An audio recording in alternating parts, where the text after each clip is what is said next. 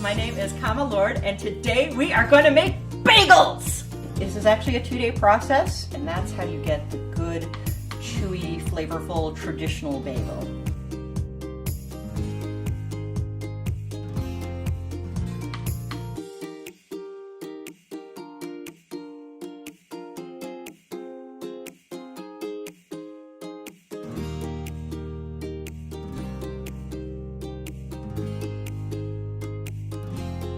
First, make it into a nice, neat little ball. Then we put our thumb right in the middle for our bagel hole and stretch it out.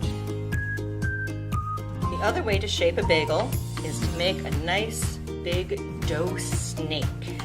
You wrap it around your hand, pinch the ends together. The secret in making the perfect bagel is in the boiling.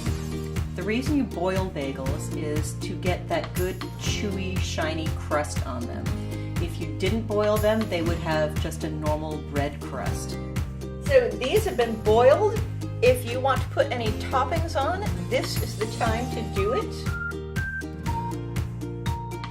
After 10 minutes, they are browned and lovely.